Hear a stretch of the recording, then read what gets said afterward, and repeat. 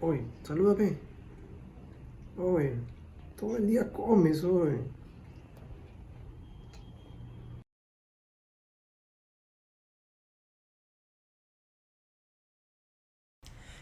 Hola, ¿cómo están? Un domingo más en que nos juntamos como iglesia para poder compartir este tiempo de estudiar la palabra de Dios. Ezra ya cumplió un mes y en este primer mes en el que estoy aprendiendo a trabajar como papá, a cumplir esta función con la que Dios me ha bendecido de tener esta oportunidad de ser padre, me ha tocado estudiar un tema que directamente me está llevando a esforzarme en mi labor como padre. Y esto está dentro de los tres últimos requisitos que estamos analizando de la carta de Primera de Timoteo en el capítulo 3 para un anciano. Hemos venido ya, con este sería el tercer domingo, que estamos estudiando los requisitos para un anciano, para alguien que decide dirigir, que anhela dirigir la iglesia de Dios. Ya hemos visto los otros requisitos en las prédicas anteriores y el día de hoy vamos a ver los tres últimos requisitos. La prédica del día de hoy la he titulado Maestro adentro, Maestro afuera. Y les voy a explicar más adelante por qué.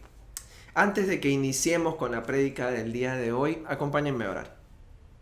Señor Dios Padre, gracias por este día, por el amor que tú tienes con nosotros, Señor. Te queremos primero adorar y alabar por tu fidelidad, por tu poder, Señor, por tu misericordia, por el amor desinteresado, desmedido, Señor, que tú tienes. Padre Santo, tu amor sobrepasa nuestra manera de entender las cosas, Señor. Inclusive nuestro concepto de amor era muy diferente al que tú nos enseñas a través de tu palabra y a través de los milagros que haces tú en nuestras vidas. Señor, en este momento queremos pedirte que pongas en nosotros atención para poder comprender tu palabra, para poder analizar cómo podemos aplicarla en nuestras vidas.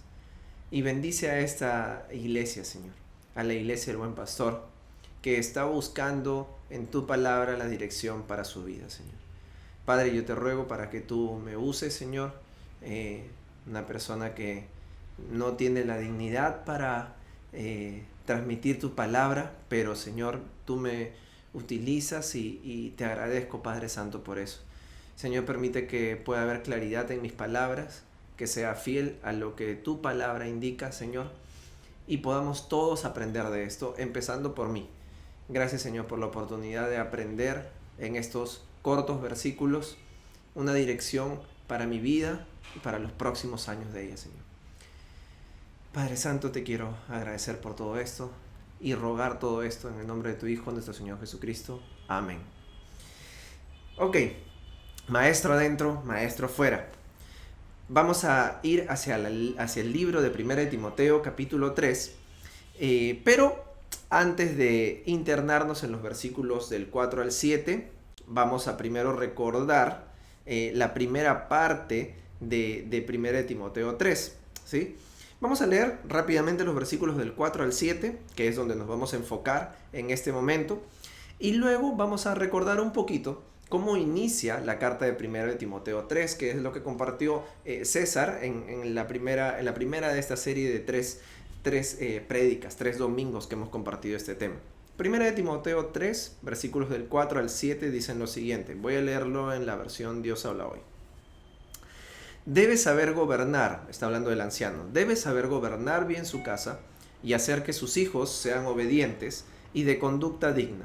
Porque si uno no sabe gobernar su propia casa, ¿cómo podrá cuidar la iglesia de Dios? Por lo tanto, el dirigente no debe ser un recién convertido, no sea que se llene de orgullo y caiga bajo la misma condenación en que cayó el diablo.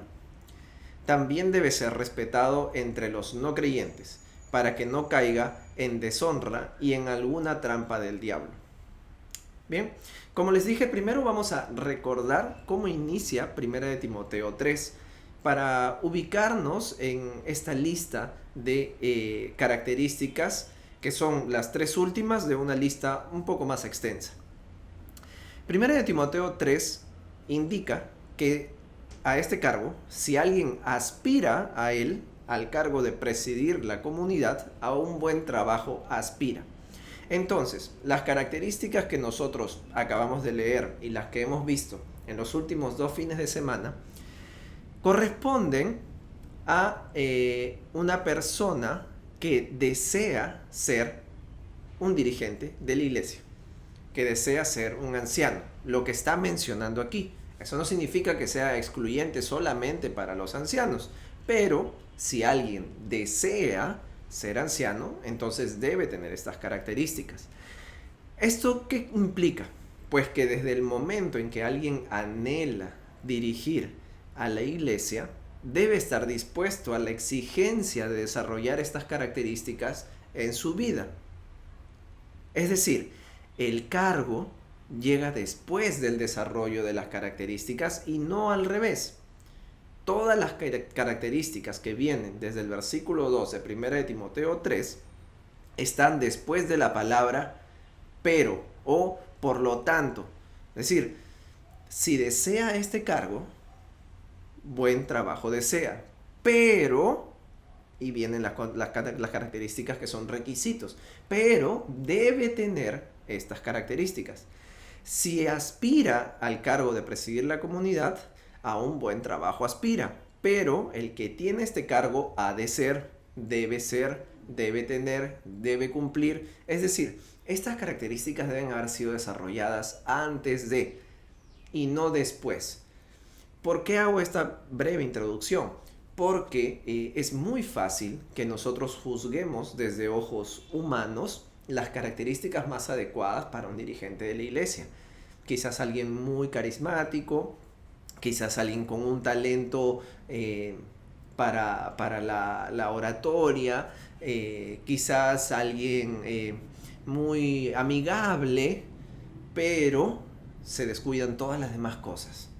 Y todas estas demás cosas son enunciadas no solo en la carta de 1 de Timoteo, sino también en la de Tito, por un motivo. No es solamente porque Timoteo las necesitaba o los líderes de la iglesia de Timoteo lo necesitaban al igual que en la de Tito. No, quedan registradas en la Biblia porque son características que son acordes a la voluntad de Dios, no bajo el criterio humano. Bajo el criterio humano puede ser que tengamos otras prioridades, pero para presidir la iglesia que es de Dios, son estas características los requisitos mínimos que debe tener alguien que anhela a este cargo. Habiendo dicho esto, hoy vamos a ver las 3 últimas características indicadas en esta carta. Vamos a entender que quien anhela presidir la iglesia debe saber gobernar bien su casa, no debe ser un recién convertido y debe ser respetado entre los no creyentes. Y estas 3 características tienen una fuerte relación la una con la otra. Vamos a verlo a continuación. Primero, debe gobernar bien su casa. ¿Qué involucra gobernar bien tu casa?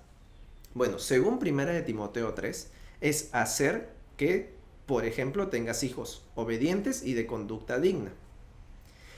Hagamos un paralelo con Tito 1.6, donde también el autor de la carta es Pablo, se dirige a Tito y le da también una lista de características que deben cumplir los ancianos.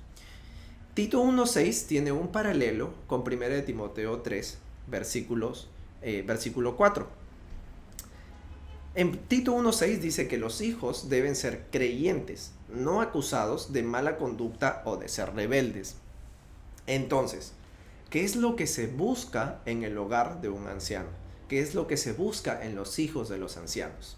Esto ha sido un versículo que ha generado muchas confusiones y también ha llevado a decisiones drásticas, pero necesitamos analizar un poco más el texto.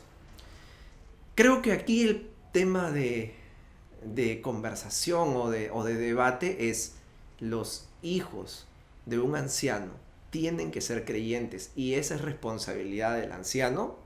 Bueno, si vemos rápidamente Tito 1.6, como nosotros le hemos leído, pues diríamos sí, porque Tito 1.6 dice que deben tener hijos creyentes, no acusados de mala conducta o de ser rebeldes. Pero antes de responder de si específicamente aquí se dice que deben ser creyentes, veamos el motivo. Primero de Timoteo dice que el motivo es que ¿cómo un anciano podría dirigir una iglesia si no puede dirigir su propia casa? Parece lógico, si es que tú con tus hijos, que tienes un vínculo sanguíneo, inclusive tienes mayor tiempo de relación, tienes mayor intimidad, mayor confianza, has desarrollado inclusive de manera, por así decirlo, hasta automática, una autoridad sobre él desde que nace, pero no puedes darles una correcta dirección. ¿Cómo vas a hacerlo con personas distintas a ti, que quieres ser anciano? Personas que tienen un trasfondo ya marcado desde antes de conocerte, que han tenido una educación diferente. Hay una frase que la redacta John Stott que dice lo siguiente: el pastor es llamado al liderazgo en dos familias. El pastor casado, el pastor que es casado es llamado al liderazgo, o el pastor que tiene una familia es llamado al liderazgo en dos familias, la suya y la de Dios. La primera es el campo de entrenamiento de la última. Y parece bastante adecuado, porque si no puedes con este grupo pequeño de personas, que probablemente sean muy similares a ti, ¿cómo vas a poder hacerlo con un grupo más amplio de personas muy diferentes a ti? Ahora, ¿eso responde a si deben ser creyentes o no? Bueno, ¿por qué empecé? Por el motivo. Pues la redacción de Pablo en su carta tiene una motivación. Entonces sus palabras iniciales están alineadas con esa motivación. Y Pablo redacta tanto 1 de Timoteo como Tito. Y no vamos a creer que quizás Pablo tenía una lista que aplica para Timoteo y otra que aplica para Tito. Cada uno de ellos tenía una iglesia específica y tenían sus propias necesidades. Sin embargo, aquí se están dando una lista de características, requisitos que son generales. Entonces, analicemos nuevamente la palabra creyentes en Tito, porque si el motivo no es simplemente asegurar que tu familia sea cristiana, sino que demuestres en la práctica con un grupo más cercano y pequeño, íntimo a ti, lo que eres capaz de hacer con un grupo más grande y muy distinto a ti, y tú no puedes controlar que sean creyentes en este grupo más grande, porque no depende de ti, sino de Dios, entonces no debería depender de ti tampoco, o eso no debería ser, digamos, la medida para evaluar que tu familia se cumpla, que tus hijos son creyentes, porque no depende de ti. Entonces, ¿a qué se refiere con creyentes en Tito? Pues la palabra creyente se puede traducir como fieles, pero ¿fiel a qué? Pues fiel a la enseñanza del Padre, es decir, en la casa de esta persona que anhela dirigir la iglesia, se cumple la enseñanza del Padre. Y su enseñanza debe ser fiel a la palabra de Dios. El Hijo debe vivir fiel a la enseñanza del Padre. Y la enseñanza del Padre debe ser fiel a la palabra de Dios. No debe ser rebelde ante esa enseñanza. ¿Hay casos donde sucede? Por supuesto, porque no necesariamente ese hijo va a ser creyente. La relación con Dios es directa y personal.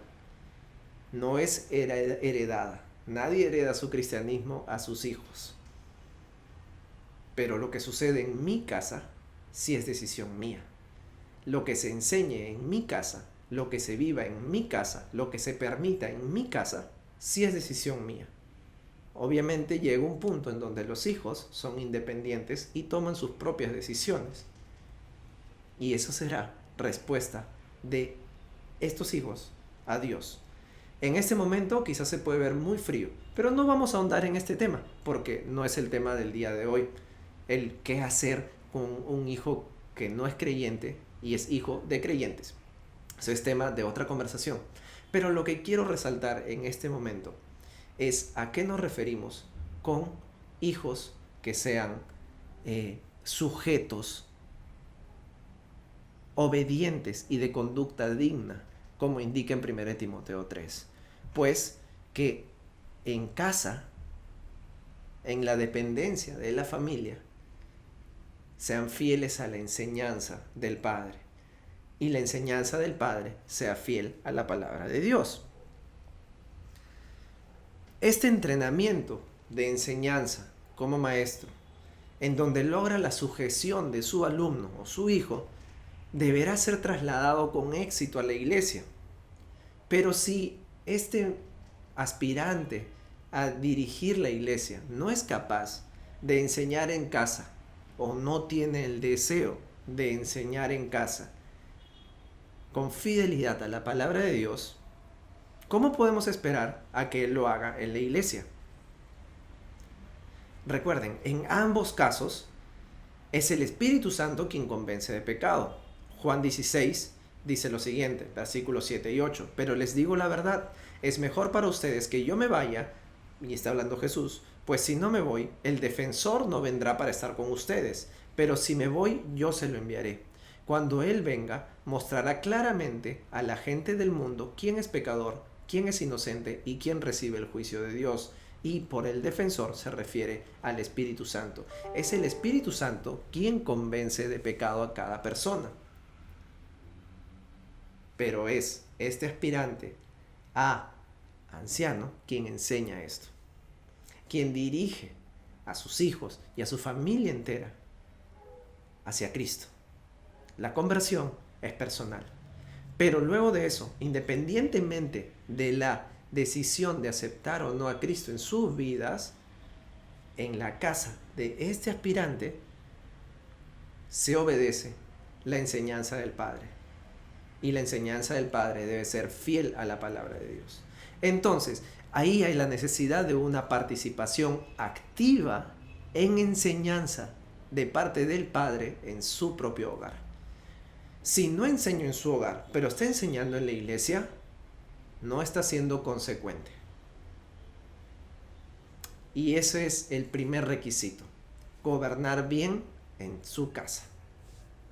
Segundo requisito, no puede ser un neófito o un recién convertido.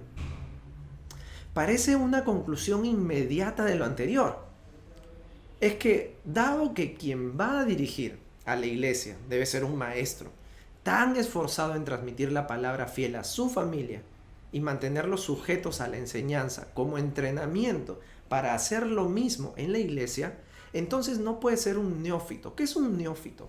Un neófito es una persona que recientemente se ha adherido a una forma de fe, un recién convertido. La consecuencia de no considerar este principio y quizás colocar a una persona que nosotros podemos observar y tiene una buena familia y es carismático y es hablador y es, muy inteligente, pero sin conocimiento de la palabra, a enseñar en la iglesia, es muy peligrosa. Esto no significa que esta persona no sea un creyente. Puede ser un creyente. Sin embargo, el conocimiento de la palabra requiere entrenamiento para enseñarla. Desde el día 1 en que tú aceptaste a Jesucristo en tu corazón, tú empezaste a estudiar la palabra de Dios. Pero para que tú seas quien dirija la iglesia, debes tener un conocimiento más amplio de la palabra. Un conocimiento pleno sobre el plan de Dios a través de toda la Biblia y a través de la historia. Y eso requiere de entrenamiento, toma cierto tiempo y requiere de mucho esfuerzo. El peligro de pasar por alto esto y colocar en la dirección de la iglesia a una persona que nosotros superficialmente la vemos bien y es creyente, pero no tiene conocimiento suficiente de la palabra de Dios, está enunciado en los versículos que estamos leyendo. Esta persona puede llenarse de orgullo y nosotros podríamos exponerlo a que caiga bajo la misma condenación en la que cayó el diablo. Y son palabras muy fuertes. ¿Cuál es la condenación del diablo? Vamos a ver un par de referencias bíblicas sobre las actitudes y consecuencias del diablo. Juan capítulo 8, versículo 44. El padre de ustedes es el diablo. Ustedes le pertenecen y tratan de hacer lo que él quiere. El diablo ha sido un asesino desde el principio. No se mantiene en la verdad y nunca dice la verdad. Cuando dice mentiras, habla como lo que es, porque es mentiroso y es el padre de la mentira. Y ahora Mateo 25, versículo 41. Luego el rey dirá a los que estén a su izquierda: apártense de mí los que merecieron la condenación. Váyanse al fuego eterno preparado para el diablo y sus ángeles. Quiero que pensemos en este momento, y estoy seguro de que saben esto. Hay muchos ejemplos de personas orgullosas en lo que no conocen y terminan transmitiendo a muchas iglesias, a muchas personas, mentiras, porque no hay verdad en ellos. Y la consecuencia para ellos es el fuego eterno. Vivir eternamente apartados de Dios. Entonces, no son palabras menores. Son cosas muy serias en las que tenemos que manejar con responsabilidad nuestras decisiones, tanto el que anhela esto como los que participan en la elección, la iglesia. Cuidemos mucho eso, desde el que anhela. Si tú lo anhelas, está en tu corazón, está bien, pero entrénate en la palabra de Dios. Debes saber gobernar tu casa, y si lo estás haciendo, bien, pero ¿cómo la vas a gobernar correctamente, fiel a la palabra de Dios, si no conoces la palabra de Dios? A lo mejor estás transmitiendo valores, ética, pero ¿estás transmitiendo la palabra de Dios? ¿Estás transmitiendo a tu familia la dependencia en oración? ¿La dependencia en estudio de la palabra de Dios? ¿Estás transmitiéndole a tu familia la necesidad de pertenecer a una iglesia? ¿De servir en ella? ¿De servirle a Dios de manera activa? ¿Lo estás haciendo con tu propio ejemplo? Cuando estudias la palabra de Dios, ella te lleva a ti a ser ese tipo de director en tu hogar. Ese que enseña a orar, que enseña a leer la Biblia, que enseña a servir, que enseña a ser miembro de una iglesia de forma activa. Pero cuando no hay esto, cuando no hay entrenamiento en la palabra de Dios, no hay el escudriñar las palabras de Dios, te quedas en lo superficial. Y puedes pasar años así. Y puedes comenzar a transmitir mentiras. Y así tenemos ejemplos como el Evangelio de la Prosperidad. Ejemplos como personas que se aprovechan y lucran con la iglesia y transmiten mentiras. Cuando leí Juan 8, versículos 44, se me vinieron inmediatamente rostros a la cabeza. Y vi a esas personas diciendo mentiras frente a multitudes de gente y mostrándose como lo que son, mentirosos, que no conocen la palabra de Dios, pero se sienten muy orgullosos de lo que saben y de lo que no saben. Cuidemos mucho eso. Y ven cómo este segundo requisito se refleja desde casa, pero no solo desde casa, no solo desde adentro, sino también fuera. El último requisito es que esta enseñanza debe ser integral, con el ejemplo, no solo entre creyentes, sino respetado entre los no creyentes. La finalidad es que no caigas en deshonra y en alguna trampa del diablo. Recordemos que la iglesia tiene una misión, y la misión universal de la iglesia es mostrar a Jesucristo a todos aquellos que no tienen una relación con Él. Y mientras no haya una buena imagen de representación que represente verdaderamente a Jesucristo entre los no creyentes, pues esta persona que no está transmitiendo esa imagen entre los no creyentes no debería ser considerado el apto para dirigir a la iglesia, porque los va a dirigir hacia ese mismo lugar. Personas muy respetadas entre creyentes, pero fuera muy criticadas. Efesios 6:10 en adelante dice lo siguiente: y ahora, hermanos, busquen su fuerza en el Señor, en su poder irresistible.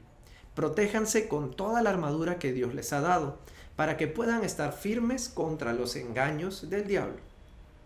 Porque no estamos luchando contra poderes humanos, sino contra malignas fuerzas espirituales del cielo, de las cuales tienen mando, autoridad y dominio sobre el mundo de tinieblas que nos rodea. Por eso, tomen toda la armadura que Dios les ha dado para que puedan resistir en el día malo, y después de haberse preparado bien, mantenerse firmes. Así que manténganse firmes, revestidos de la verdad y protegidos por la rectitud.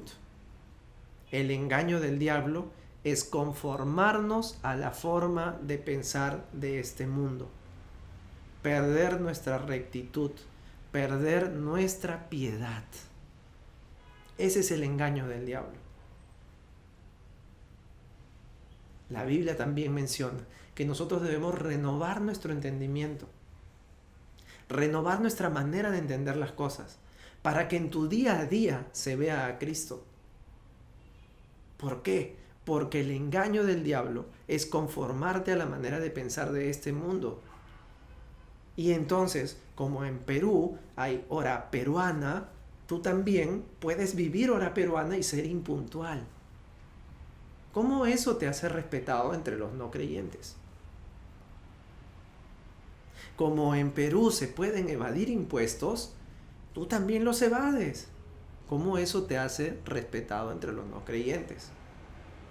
Como en Perú la gente puede tirar la basura en la calle, tú también tiras la basura en la calle.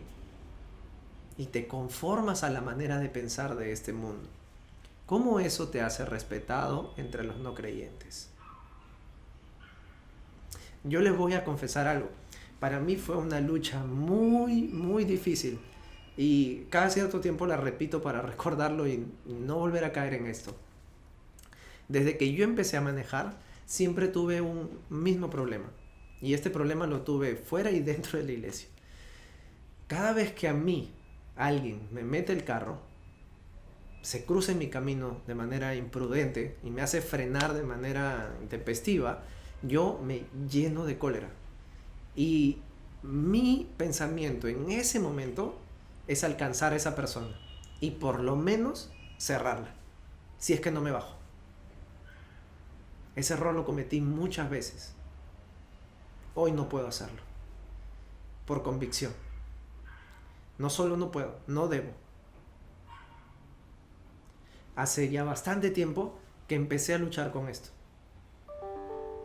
Empecé a luchar con,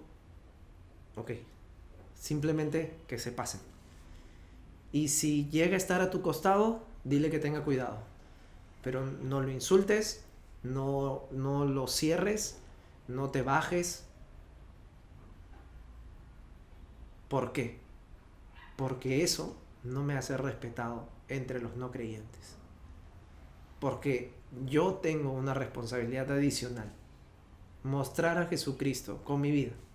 ¿Y se imaginan ustedes que yo termine cerrando a alguien en la calle y al día siguiente esa persona entre a la iglesia? Qué vergüenza sería para mí.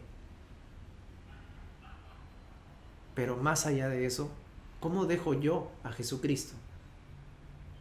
Soy su representante en ese momento. Y es así como muchas personas dudan tanto de la iglesia cristiana, porque hay tantos ejemplos de malos dirigentes de iglesias que roban, que estafan, que juegan con la ignorancia de las personas, se aprovechan de ella, que cometen delitos sexuales y no pasa nada. Y ese es un pésimo ejemplo de quién es Jesucristo, porque Jesucristo no es así y Jesucristo no está con ellos. Entonces, quien dirija la iglesia debe ser un maestro. Sí, y esa es la principal quizás diferencia entre los requisitos de un diácono y los requisitos de un anciano. Pero debe ser un maestro dentro y fuera de la iglesia. Y debe ser un maestro integral, no solo con sus palabras, sino con su ejemplo. Por lo tanto, ¿tú anhelas dirigir la iglesia? Trabaja en enseñar fielmente la palabra de Dios en tu hogar y sujeta a tu familia a esta enseñanza. Es el Espíritu el que convence de pecado, pero en tu hogar se debe vivir de acuerdo con la palabra de Dios. Quien vive en tu hogar debe estar sujeto a eso, porque esas son las reglas. Más que mis reglas, son las reglas de mi Dios. Si tú no puedes hacer esto, ¿cómo vas a poder hacerlo en la iglesia? Segundo, prepárate en el conocimiento de la palabra de Dios y aplícalo en tu vida. Sin conocimiento de la palabra de Dios hay un gran riesgo de que te enorgullezcas en lo poquito o nada que sepas y enseñes mentiras. Y eso tiene consecuencias fatales. Tercero, busca tu fuerza en el Señor. Mantente firme, revístete en la verdad y protégete por la rectitud en el medio de los no creyentes. No te conformes a la manera de pensar en este mundo. Si este mundo te enseñó a ser flojo, no te conformes a eso. Si este mundo te enseñó a deber dinero a la gente y normal, no le pagues hasta que te cobren, no te conformes a eso. Si este mundo te enseñó que mirar a una mujer, ¿qué tiene de malo? Mientras que no la toques, no te conformes a eso.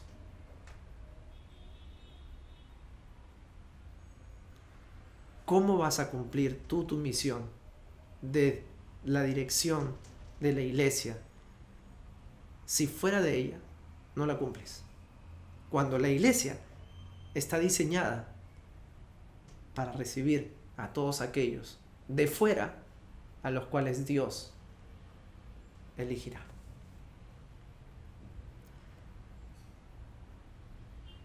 Y tú quizás no anhelas este deseo de dirigir la iglesia, no lo tienes. Pero te animo a que cuides de que en tu iglesia hayan líderes que cumplan con estas características. Líderes bíblicos. Puede ser carismático, puede tener muy buena oratoria, puede ser. Está bien, pero asegúrate que sea bíblico, principalmente. Y además, tú, que quizás no anhelas la dirección de la iglesia, no estás excluido de desarrollar estas características en tu vida. Porque piensa en las características que estoy mencionando. Maestro y líder siervo para tu familia. Líder siervo. Maestro y líder siervo para tu familia. Tu familia, la que estás abrazando en este momento. La que te está acompañando a escuchar esta prédica. Maestro para ellos. Donde quizás más adelante tu hijo te diga, papá, ¿y tú por qué ponías esas reglas? No son mías. Es la forma en cómo Dios me enseñó que debo vivir y como tú también debes vivir. Ese es un mensaje de autoridad, donde tú le muestras a tu hijo quién es tu Dios. Hemos estado leyendo el Antiguo Testamento.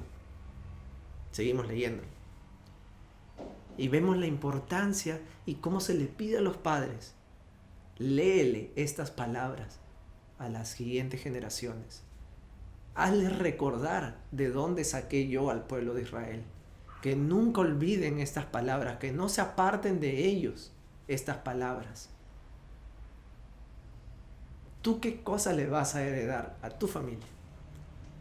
Entonces esto no es exclusivo para aquellos que anhelan la dirección de la iglesia. También te involucra a ti. ¿Conocedor de la palabra de Dios? ¿Te parece que eso es exclusivo para los que desean dirigir la iglesia? Todos estamos llamados a eso, a entrenarnos en la palabra de Dios, a escudriñarla. Y finalmente un ejemplo fuera de la iglesia, porque así es que se evangeliza. Es fácil pararse frente a una multitud de gente y decir: yo soy cristiano, cree en Jesucristo, Dios te ama, arrepiéntete de tus pecados, porque si no vas a ir al infierno. Es muy sencillo coger un megáfono y pararte y hacer eso. Es difícil cuando se lo tienes que decir a tu compañero de trabajo que sabe cómo tú trabajas. Y que cuando se lo digas quizás te va a decir: oye, pero si tú, el horario de almuerzo es de 30 minutos y tú almuerzas 2 horas. No entiendo. ¿Cómo me puedes decir de que uno debe comportarse de manera agradable a Dios? ¿A Dios le agrada que hagas eso? Ese es el reto de compartir el evangelio. Que tu vida hable más fuerte que tus palabras. Y ese reto lo tenemos todos. Ezra tiene 1 mes y yo no saben cómo espero el momento en que ya me entienda y pueda enseñarle de la palabra de Dios. Pero la verdad es que más rápido va a llegar ese momento en el que yo le voy a poder enseñar con el ejemplo. Porque no va a entender quizás todo el desarrollo de una prédica que hago como el día de hoy. Mis palabras las va a entender más adelante. Pero lo primero que él va a entender es mi ejemplo. El mío. Entonces, si yo quiero que mi hijo aprenda a orar y no esperar hasta que cumpla 8, 10 años, 6 años, para poder explicarle lo que es la importancia de la oración, puedo empezar a orar delante de él. Y me va a imitar. Como enseñarle a patear una pelota, a montar bicicleta. Si yo quiero que mi hijo, lo más pronto posible, pueda coger una Biblia y leer algo chiquitito, tiene que verme a mí leer la Biblia.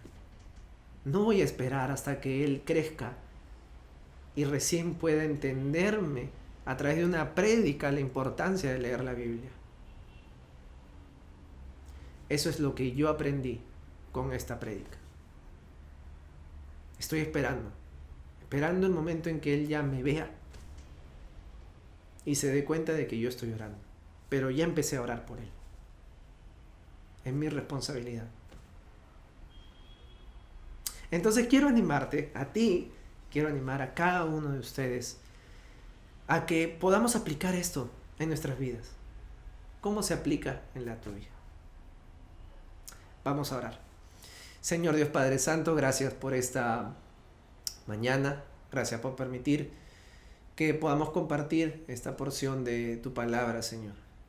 Y que esto no quede solo como un informativo. Algo que es útil para la elección de los próximos ancianos de la iglesia. Esa es una parte, Señor.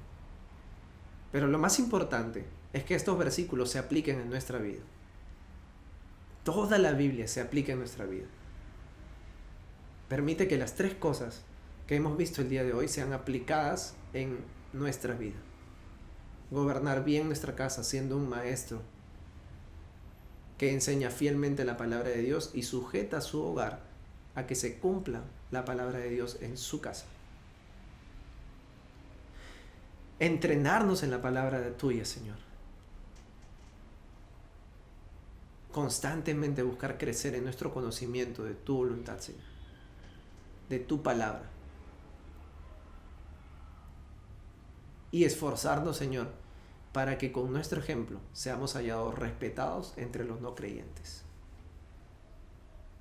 Tenemos tanto que aplicar de ahí, Señor. Cada uno de nosotros tenemos algo que aplicar de lo que acabamos de escuchar y estudiar el día de hoy. Que no se quede en una buena intención, Señor, sino que se ponga en práctica en nuestras vidas, Padre Santo. Gracias, Señor, por todo tu amor, por todas tus bendiciones, por todo lo que tú nos das, Señor. Y guíanos en este esfuerzo de ser obedientes a tu palabra, Señor. Bendice a esta tu iglesia, Señor. Y todo esto te lo pedimos en el nombre de tu Hijo, nuestro Señor Jesucristo. Amén. Muy bien, gracias por acompañarnos en este momento y verdaderamente los animo a que puedan aplicar esto en sus vidas. Cuídense, los queremos un montón y ya pronto estaremos nuevamente juntos en el local de nuestra iglesia. Un abrazo, chao.